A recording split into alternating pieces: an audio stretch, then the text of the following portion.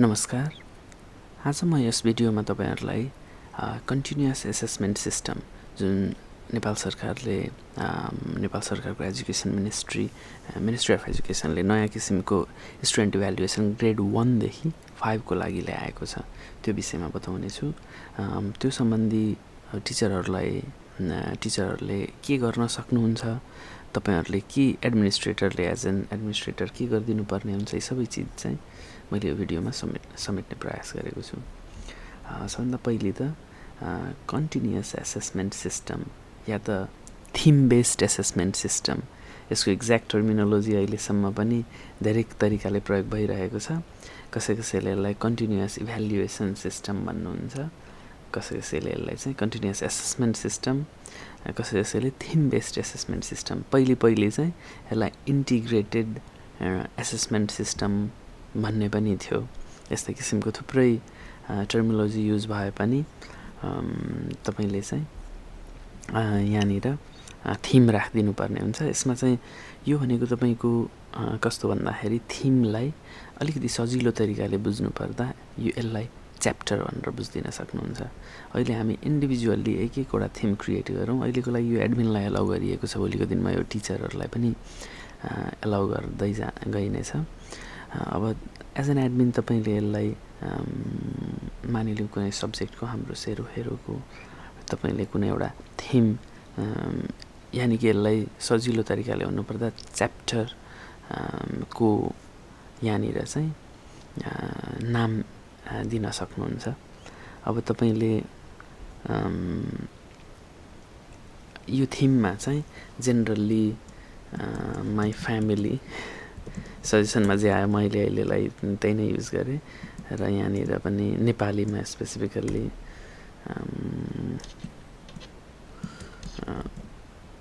अहिले मेरो यहाँनिर टाइपिङ नेपाली भनेर मैले स्विच गरेको छुइनँ, बट तपाईहरुले यहाँनिर नेपालीमा पनि टाइप गर्न सक्नुहुन्छ। स्पेसिफिकल्ली तपाईले अहिले एकछिनमा म अपलोड अप्सन देखाउँछु, त्यसले चाहिँ यो ट्रान्सलेसन अटोमेटिकल्ली गरिदिन्छ। तपाईहरुले इङ्ग्लिसमा मात्र राख्नु भए हुन्छ, त्यो पनि हेरौँला। अहिलेलाई म मेरो परिवार भनेर यसरी नै लेख्छु। अब यो डिस्क्रिप्सन छन्, डिस्क्रिप्सन अहिलेलाई इग्नोर गरौँ। अब योबाट चाहिँ विद्यार्थीले के सिक्ने, यो भनेको kind of learning outcome should be able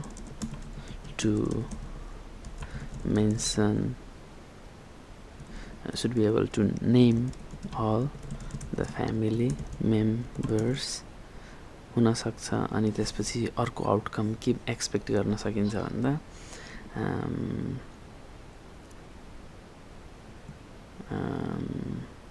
maybe तपाईको चाहिँ अब यसमा चाहिँ लेखाइ रिलेटेड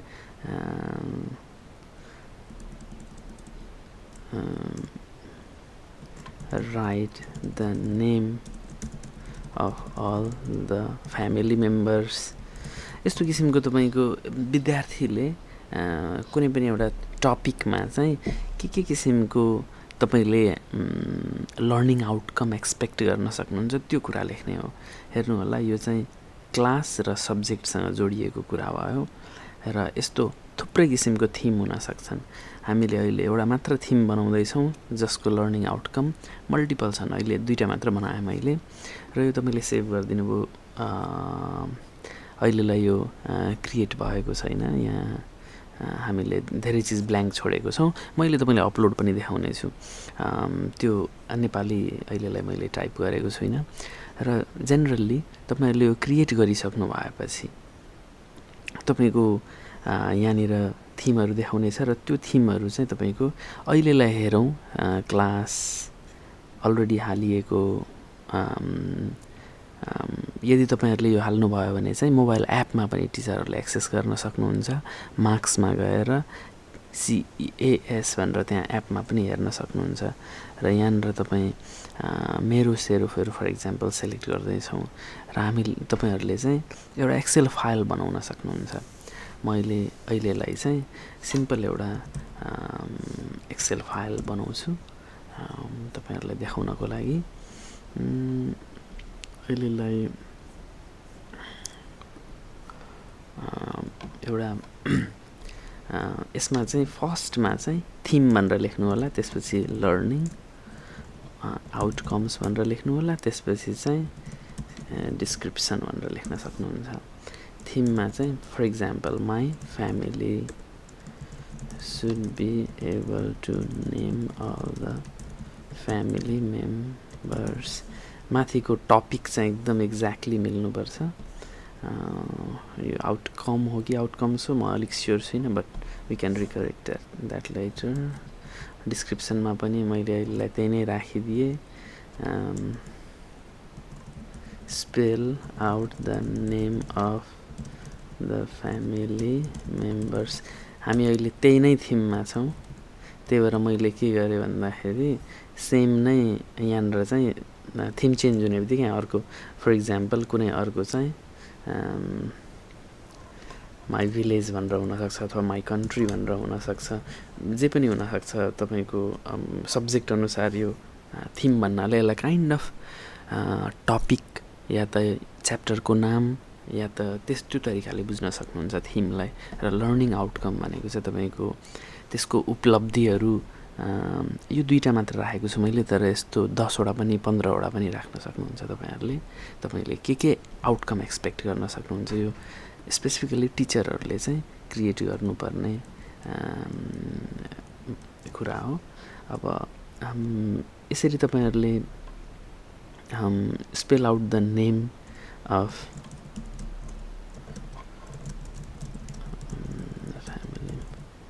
यसको तपाईँहरू पछि चाहिँ मोबाइल एपमा कसरी यसलाई चाहिँ विद्यार्थीहरूलाई भ्यालुएट गर्ने भन्ने भिडियो पनि हेर्नु होला।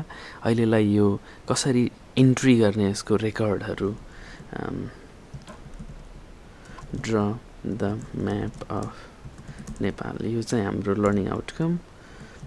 Should tell the name of 77 districts for example, अहिलेलाई त्यो राखौँ। अनि त्यसपछि डिस्क्रिप्सनमा पनि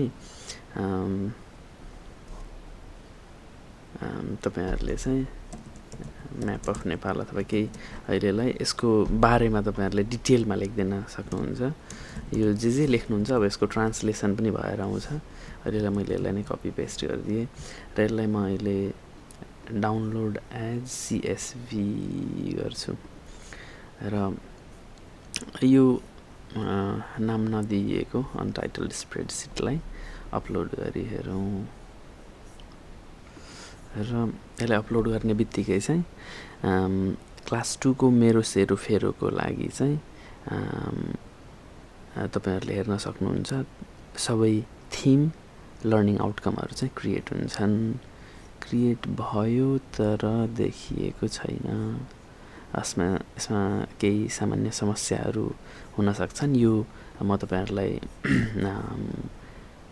पछि देखाउने, तर सक्सेस मेसेज आउनु भनेको चाहिँ क्रिएट भइसकेको छ। अब तपाईँहरूले स्टुडेन्टलाई इभ्यालुएट गर्न चाहनुहुन्छ, फर इक्जाम्पलको लागि कम्प्युटरबाट पनि यो इभ्यालुएसन अहिलेलाई म देखाइहाल्छु, मोबाइलबाट अलिक सजिलो हुन्छ। अब मेरो सेरोफेरोमा हामी थिममा गयौँ भने 82 ट्राई गरौँ, क्लास 3 ट्राई गरौँ। अहिलेलाई चाहिँ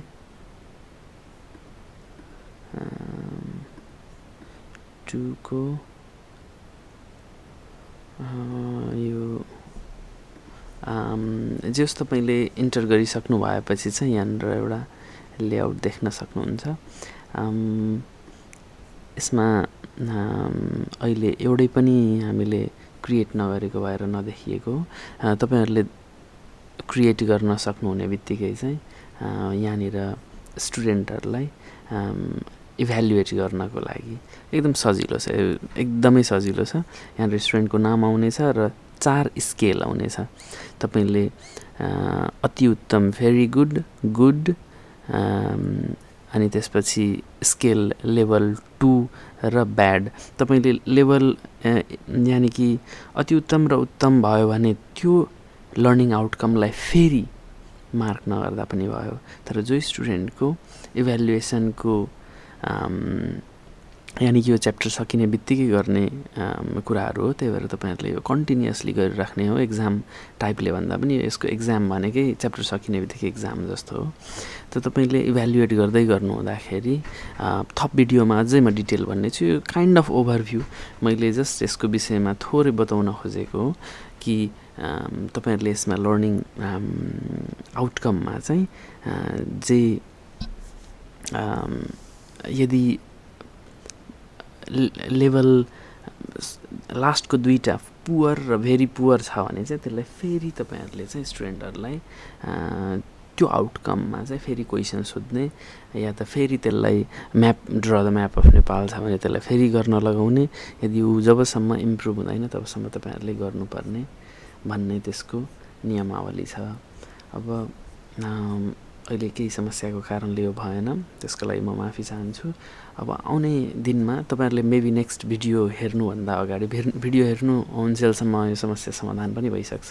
तपाईँहरू यसरी चाहिँ ट्राई गर्नु होला अनि आफ्नो मोबाइलबाट पनि ट्राई गर्न सक्नुहुन्छ स्टुडेन्टहरूलाई इभ्यालुएट गर्नको लागि।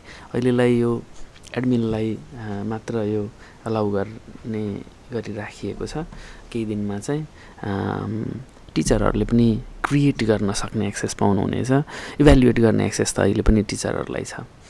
हजुर, अहिलेको लागि मैले यो कन्टिन्युअस एसेसमेन्ट सिस्टमको लागि भिडियो यति नै राखेँ। धन्यवाद।